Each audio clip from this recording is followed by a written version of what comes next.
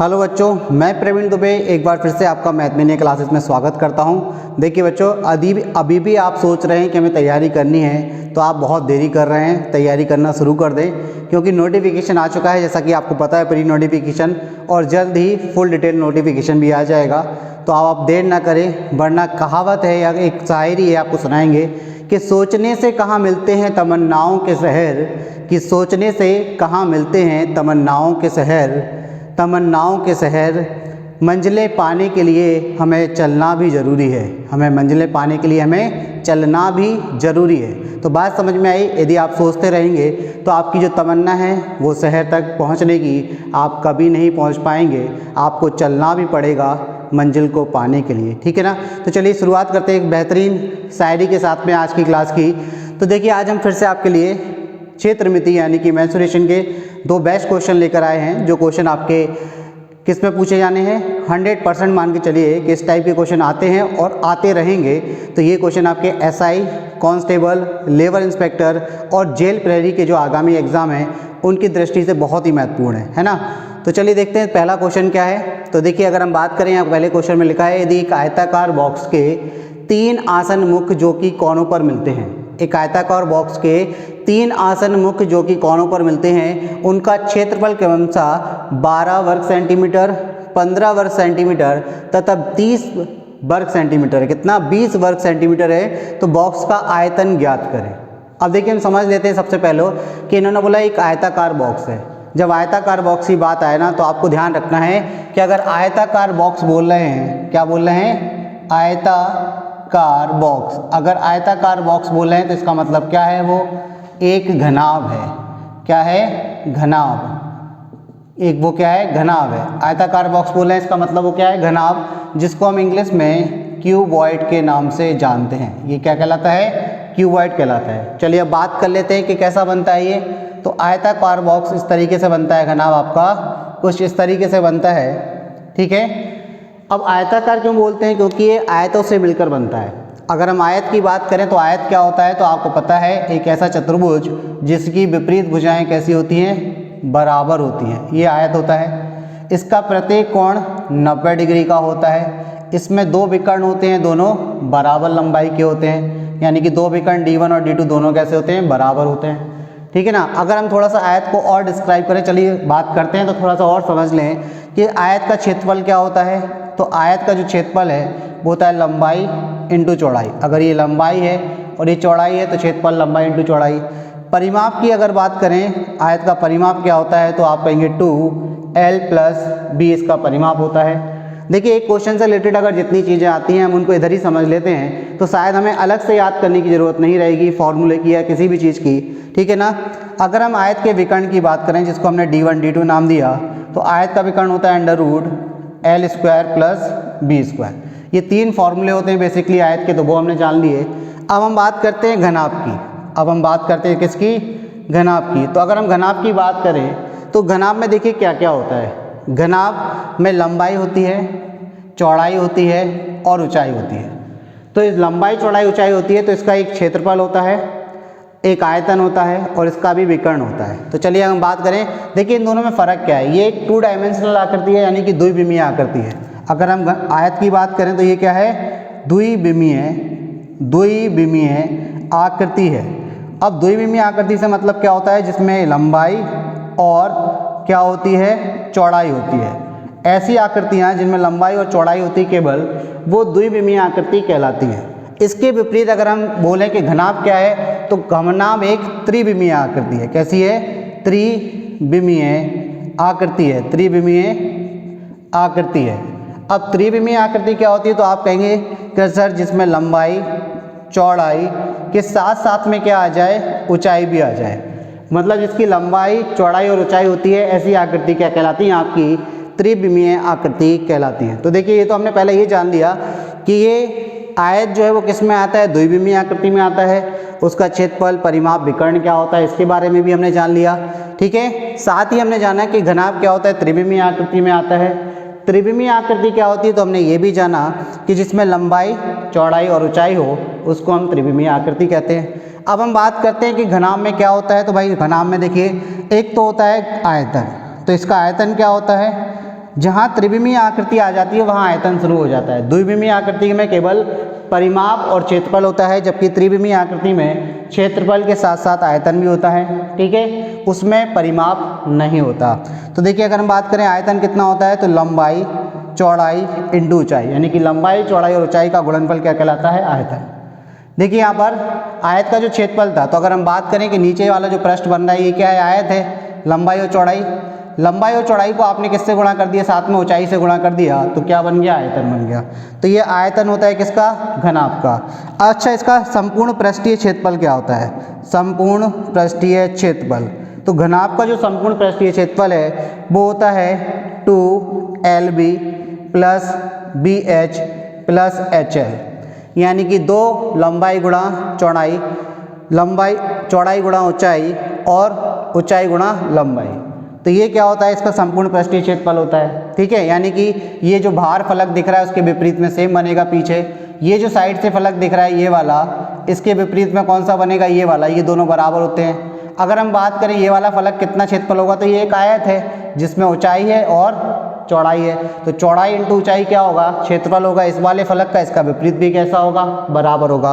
अब अगर हम बात करें इसके विकर्ण की, इसके विकर्ण की मतलब डायगोनल, इस शीर्ष से इस वाले शीर्ष को मिलाने वाली रेखा, इसका विकर्ण कहलाता है। तो इसका जो विकर्ण होता है वो होता है √L² plus B² plus H²। तो यहाँ पर देखिए हमने जो शब्दों का इस्तेमाल हुआ उस शब्दों में क्या क्या चीज़ें बन सकती हैं उन सब के बारे में जाना। कि आयताकार बॉक्स है यदि, तो आयताकार बॉक्स मतलब घनाभ होता है। इसके अलावा हमने जाना कि आयत की अगर बात करें तो आयत में क्या क्या होता है, आयत होता क्या है। तो आयत एक चतुर्भुज है जिसकी विपरीत भुजाएं बराबर होती हैं। आयत में 2 विकर्ण होते हैं, दोनों विकर्ण कैसे होते हैं, बराबर होते हैं। आयत का प्रत्येक कोण 90 डिग्री का होता है। ठीक है, अब फिर हमने जाना है कि आयत का क्षेत्रफल क्या है। दी आयत की लंबाई B है, चौड़ाई लंबाई L है और चौड़ाई B है, तो आयत का क्षेत्रफल L इंटू B होता है। परिमाप 2 इंटू L प्लस B होता है। विकर्ण √L² प्लस B² होता है। ये एक द्विविमीय आकृति है, और द्विविमीय आकृति क्या होती है, तो हमने जाना कि जिसमें लंबाई और चौड़ाई हो वो आकृति द्विविमीय आकृति कहलाती है। फिर हमने जाना कि घनाभ क्या है, तो घनाभ एक त्रिविमीय आकृति है जिसमें लंबाई और चौड़ाई के साथ में ऊंचाई भी आ जाती है, उसको हम त्रिविमीय आकृति कहते हैं। फिर हमने जाना कि घनाभ में आयतन आ जाता है, क्योंकि ये त्रिविमीय आकृति है और त्रिविमीय आकृति का क्षेत्रफल और आयतन होता है, उसका परिमाप नहीं होता। तो यहाँ पर आयतन की बात करें तो L into B into H होता है। संपूर्ण पृष्ठीय क्षेत्रफल की बात करें तो 2L plus BH plus HL होता है। विकर्ण की बात करें तो √L² plus B² plus H² होता है। जहाँ पर L क्या है, अगर आपसे बोला जाए L क्या है तो आप कहेंगे सर लंबाई है, B क्या है तो आप कहेंगे सर चौड़ाई है, और H क्या है तो आप कहेंगे सर ऊंचाई है। क्लियर। ये तो अभी हमने केवल परिभाषा जानी, आकृतियों का डिस्क्रिप्शन किया, उनके फॉर्मूले के बारे में जाना। अब हम आते हैं क्वेश्चन पर कि क्वेश्चन क्या कह रहा है। तो देखिए क्वेश्चन आपसे कह रहा है कि आयताकार एक बॉक्स है, एक आयताकार बॉक्स है कि तीन आसन क्या हैं, मुख हैं। आयताकार बॉक्स है, उसके 3 आसन मुख हैं जो कि कोनों पर मिलते हैं। आसन मुख क्या होते हैं पहले ये समझ लेते हैं, और कोनों पर मिलते हैं जिनके क्षेत्रफल आपको क्या दिया है, उनका क्षेत्रफल क्रमशः क्या दिया है, 12 सेंटीमीटर, 15 सेंटीमीटर और 20 वर्ग सेंटीमीटर। ध्यान रखना हम सेंटीमीटर बोल रहे हैं लेकिन क्षेत्रफल वर्ग सेंटीमीटर होता है। इस चीज़ को आपको अंडरस्टूड रखना है, कभी कभार बोलने में हो जाता है ऐसा। ठीक है, देखिए अब हमने बात की आपसे कि आयताकार क्या है, बॉक्स है, तो हमने क्या बना लिया, एक घनाभ बना लिया, क्योंकि आयताकार बॉक्स मतलब घनाभ है।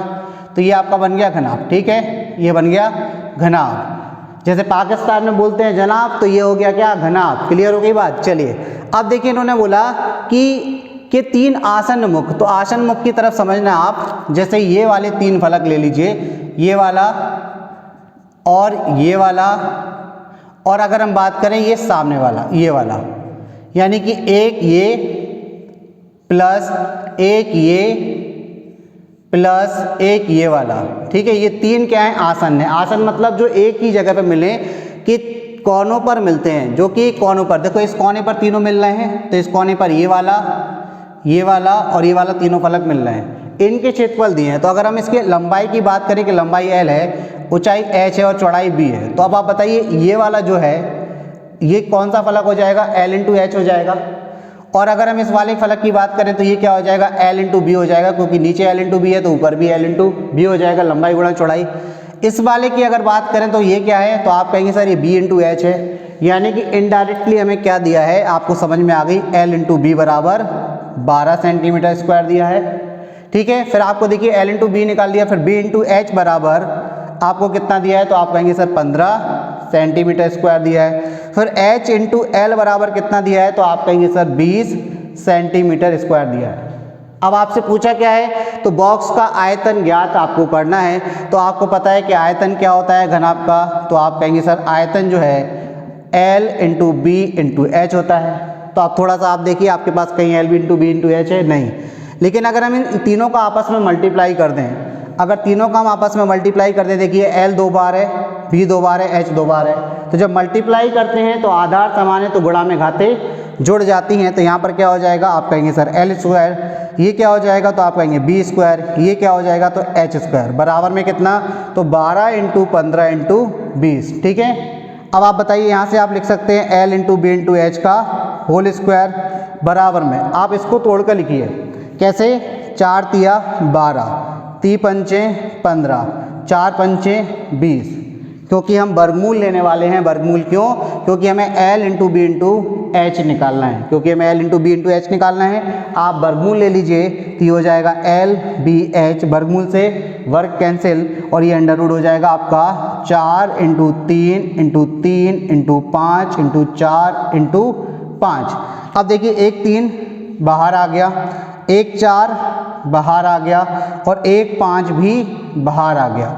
तो देखिए 5 चौको 20 दिया 60, तो आपका आंसर कितना आ गया, तो आप कहेंगे 60। और आयतन की यूनिट क्या होती है, घन सेंटीमीटर, तो ये क्या हो जाएगा, घन सेंटीमीटर। सेंटीमीटर क्यों, क्योंकि यहाँ पर क्षेत्रफल वर्ग सेंटीमीटर में था, अगर क्षेत्रफल आपका वर्ग मीटर में होता तो आपका आयतन घन मीटर में आता। तो आपका आंसर हो गया 60 घन सेंटीमीटर।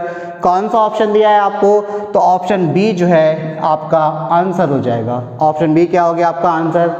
आई होप आप तक बात पहुंची है, जो आपको समझाने की कोशिश कर रहे हैं। चलिए तो नेक्स्ट क्वेश्चन देख लेते हैं कि नेक्स्ट क्वेश्चन क्या है।